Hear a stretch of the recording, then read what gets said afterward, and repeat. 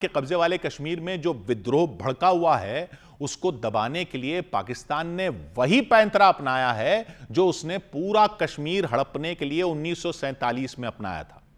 उसने वहां जाने वाला खाने पीने का सामान रोक दिया है, पेट्रोल डीजल रोक दिया है, ताकि कश्मीरियों को मजबूर होकर उसके सामने झुकना पड़े।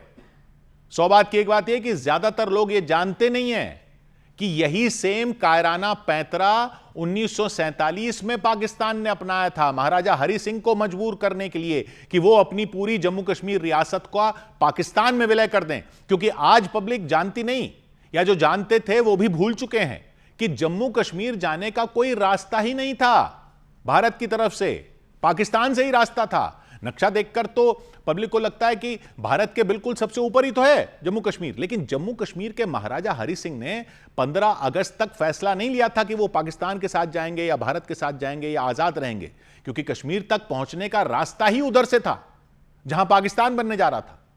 जो पंजाब का हिस्सा भारत को मिलने वाला था वहां से कोई अच्छा पक्का रास्ता नहीं था। कश्मीर घाटी तक जो सड़क जाती थी वो थी झेलम वैली रोड। ये श्रीनगर से रावलपिंडी का हाईवे था।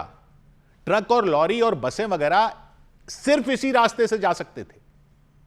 आज की ज्यादातर पब्लिक यह भी नहीं जानती कि ट्रेन का रास्ता भी नहीं था, वो भी उसी साइड से था। हमारी तरफ से तो रेलवे लाइन का आखिरी स्टेशन पठानकोट था। जम्मू में जो रेलवे लाइन थी वो थी जम्मू से सियालकोट की। तो रावलपिंडी से रोड था और रावलपिंडी चला गया पाकिस्तान में, और सियालकोट से रेलवे लाइन थी, सियालकोट भी चला गया पाकिस्तान में। तो महाराजा हरि सिंह को तो यह देखना था कि जो जमीन पाकिस्तान को दे दी थी अंग्रेजों ने, जम्मू कश्मीर को तो भारत जाने के लिए भी वहां से होकर जाना पड़ता। तो महाराजा ने तो पहले तो पाकिस्तान के साथ एक समझौता किया जिसको कहा गया stand still agreement. Stand still agreement का मतलब यह था कि जब तक फैसला नहीं हो जाता कि कश्मीर किसके साथ जाएगा, तब तक कश्मीर तक सामान पहुंचाने का और व्यापार वगैरह का अरेंजमेंट वैसे ही चलता रहेगा जैसे अंग्रेजों के राज में था। हालांकि गुरदासपुर, बटाला और पठानकोट तहसीलें भारत के हिस्से में आई थी। तो नक्शे पर देखकर तो आपको लगेगा कि यहां से भी तो जम्मू कश्मीर के जम्मू जा सकते थे, लेकिन असल में ऐसा नहीं था। यहां से कोई हाईवे नहीं था, बीच में पहाड़ और नदियां थी, ट्रक वगैरह तो जा ही नहीं सकते थे इधर से। यानी न तो सामान जा सकता था, न ही सेना। बारिशों में और बर्फ के टाइम में तो इधर से संपर्क ही टूट जाता था। और पहाड़ी रास्ते और नदियां पार करते हुए पठानकोट से जम्मू पहुंच भी गए, तब भी जम्मू और कश्मीर के घाटी के बीच तो पीर पंजाल की पहाड़ियां थी। ट्रेन भी इस तरफ से पठानकोट तक ही थी, और जिन्ना और पाकिस्तान सर्दियों का ही इंतजार कर रहे थे। स्टैंड स्टिल एग्रीमेंट तो उन्होंने कर दिया। श्रीनगर से ट्रक झेलम वैली रोड पर दौड़ते रहे, बारामूला, उरी, मुजफ्फराबाद होते हुए रावलपिंडी तक। इसी सड़क से कश्मीर की सांसें चलती थी।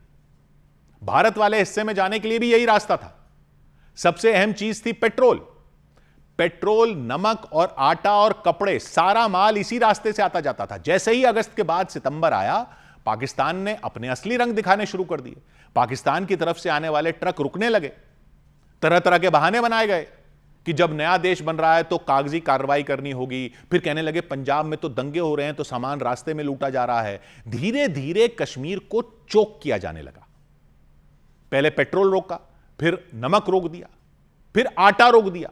सर्दियां आ रही थी, पहाड़ी इलाके में बिना ईंधन और राशन के लोग और फौज दोनों फंस जाते। भारत की तरफ से हवाई जहाज से कुछ मंगाया भी जाता तो काफी नहीं रहने वाला था, और हवाई जहाज उस वक्त इतने थे भी नहीं, और ऐसे नहीं होते थे जैसे आजकल होते हैं। यह सब महाराजा को पाकिस्तान में शामिल होने के लिए मजबूर करने के लिए था।